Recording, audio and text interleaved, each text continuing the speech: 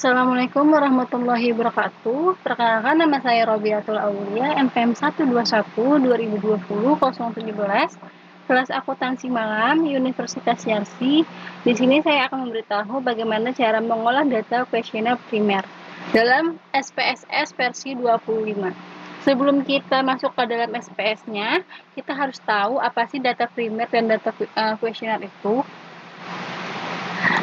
Data primer adalah data yang diperoleh atau dikumpulkan langsung oleh peneliti dari sumber datanya.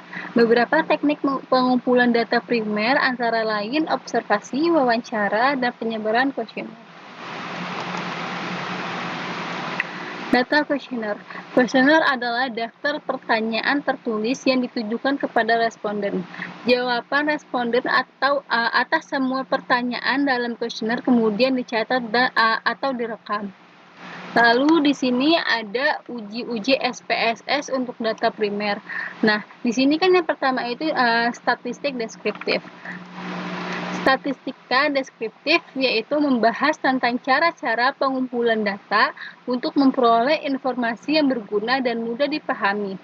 Dengan kata lain, statistika deskriptif adalah penggambaran data yang telah dikumpulkan. Kita langsung aja masuk ke dalam contoh studi kasusnya.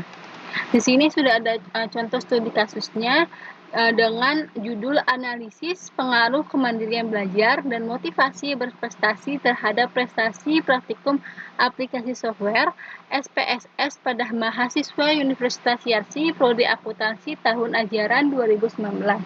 Di sini kita langsung ke contohnya saja.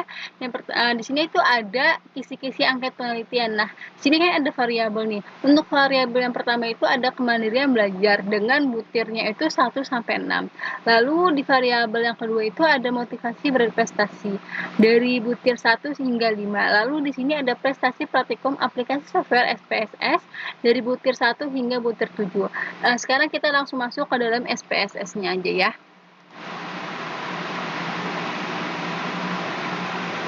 Di sini kita harus masukin datanya dulu. Filenya kita ubah menjadi Excel. Lalu kita masukin datanya, kita klik open.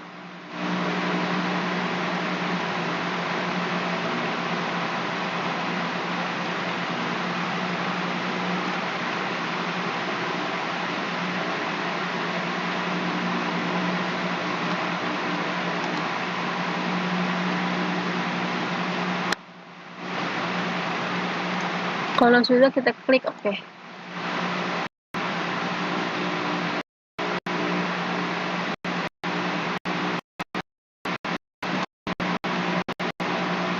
Nah, di sini sudah muncul datanya.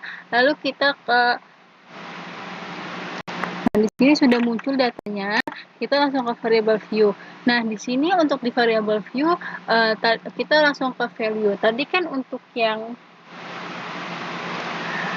untuk di value ini kita bisa masukkan data seperti keterangan yang ada di sini. Nah, ini kan 1 untuk sangat tidak setuju, 2 tidak setuju, 3 netral, 4 setuju, dan 5 sangat setuju. Di sini kita masukin value-nya seperti tadi.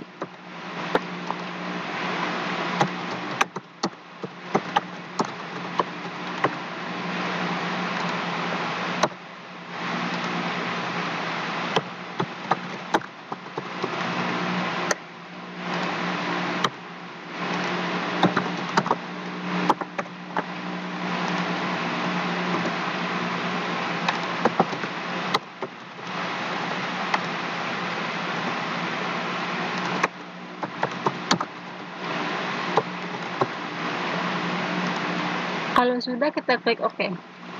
Lalu ini kita copy paste aja hingga ke W07. Kita copy paste. Nah, kalau sudah, kita langsung ke analisis, deskriptif, statistik, lalu kita ke frekuensi.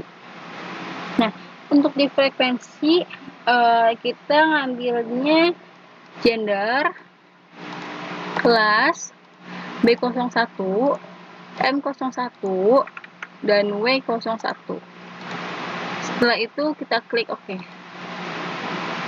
Nah, di sini frekuensinya sudah ada. Yang pertama itu ada statistik. Nah, di sini untuk datanya itu, untuk gender ada 171, kelas ada 171, dan B01 ada 171, M01 ada 171, dan W01 ada 171 data. Lalu di sini ada frekuensi tabelnya. Yang pertama ada gender.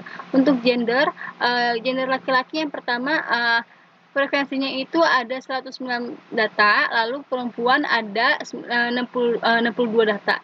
Jadi totalnya ada 171 sama seperti yang di sini. Lalu di sini ada kelas. Untuk kelas akuntansi A, datanya itu ada 64. Akuntansi B ada 71 dan akuntansi C ada 36. Jadi total datanya itu ada 171 sama seperti ini. Dan seterusnya seperti itu. Sekarang kita langsung aja masuk ke uji kualitas data.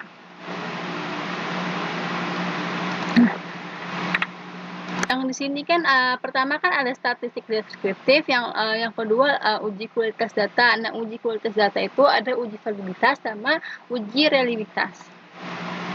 Uji kualitas data itu adalah ujian disyaratkan dalam penelitian dengan instrumen questionnaire. Tujuannya untuk mengetahui apakah instrumen yang digunakan valid dan reliable, sebab kebenaran data yang diolah sangat menentukan kualitas hasil penelitian. Nah, uji validitas itu merupakan alat uji yang digunakan untuk mengukur keakuratan data yang diteliti. Pengujiannya itu dilakukan dengan melihat nilai correctness item total collection di atas 0,3, maka item pernyataan tersebut valid pada tabel item total collection.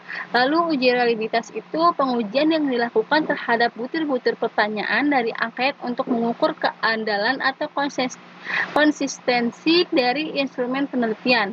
Pengujiannya itu dilakukan dengan melihat nilai Coherence Batch Alpha di atas 0,6 pada tabel reliability statistik. Sekarang kita lanjut masuk ke dalam SPSS-nya aja.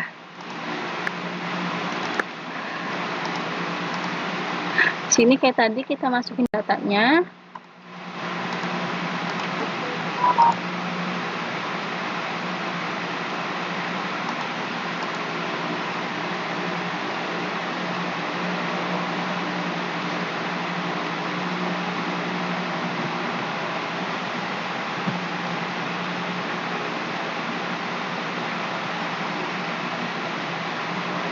Lalu kita klik OK.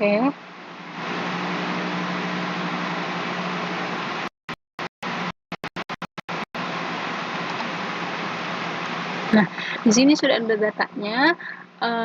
Sama seperti tadi, untuk yang ini kita masukin dulu untuk satu itu setuju dan seterusnya. Kita masukin dulu.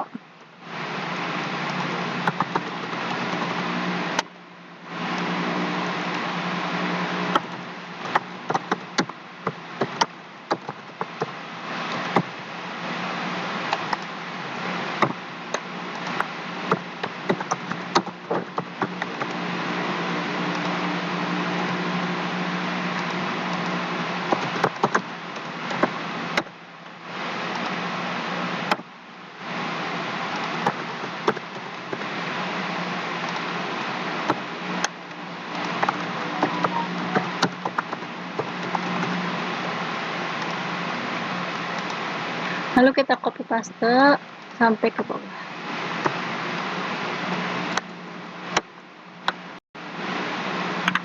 Setelah itu, sebelum kita menguji, kita harus menjumlahkan masing-masing variabel. Nah, pertama kita klik transform, lalu kita klik compute variable. Nah, di sini kita harus jumlahkan masing-masing variabel. Yang pertama B01, untuk variabel B kita tambahkan semua. Yang pertama B01, 02, B03,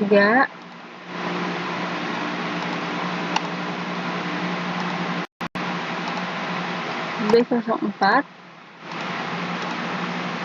B05, B06. Lalu di sini di target variabelnya kita masukin total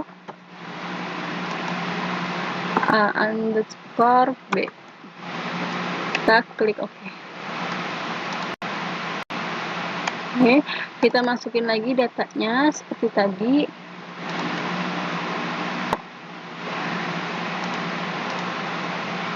Kita hapus dulu. Sini kita ubah menjadi total M.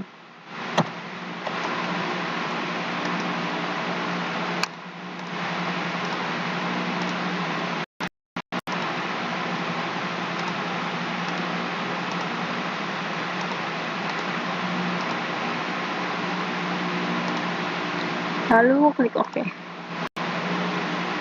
Selanjutnya kita masukin lagi datanya seperti tadi. Kita hapus dulu, kita ubah total W.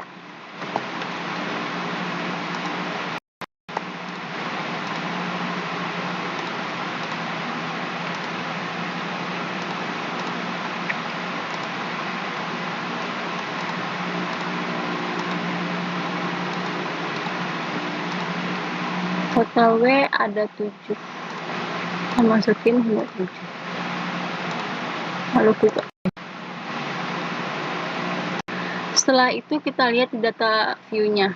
Di data view itu paling pojok itu sudah ada jumlah variabel per masing-masing. Di sini sudah ada total B, total M, dan total W. Sekarang kita langsung aja masuk ke uji datanya. Yang pertama kita klik analisis, lalu kita klik scale dan reliability analysis.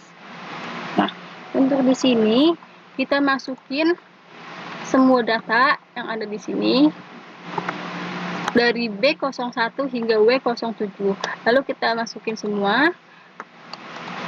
Kita masukin kita ke statistik, lalu kita masukin ke scale item delete. Kita klik, lalu kita klik continue dan OK. Nah, di sini sudah ada data-datanya. Yang pertama reliability. Reliability di sini ada case processing summary. Di sini itu datanya itu ada 171. Lalu yang kedua ada reliability statistik.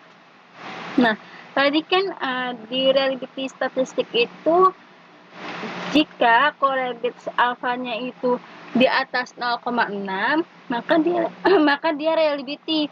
Nah, kita bisa ngelihat di sini. Di sini kan 0,88 ya. Berarti dia itu reliability karena di atas 0,6, tapi variabelnya belum tentu valid. Makanya itu kita harus uji validitas. Nah, kita bisa lihat di sini di item total statistik, kita ngambilnya itu di corrective item total correlation. Nah, tadi kan untuk yang di uji validitas itu jika corrected item total correlation-nya itu di atas 0,3, maka valid. Nah, kita bisa lihat di sini. Di sini kan 0,546. Berarti kan di atas 0,3. Nah, itu valid. Dan kita bisa lihat semuanya itu di atas 0,3. Maka data semua ini, data variabel ini semuanya itu valid. Nah, sekian dari saya, kurang lebihnya mohon maaf. Wassalamualaikum warahmatullahi wabarakatuh.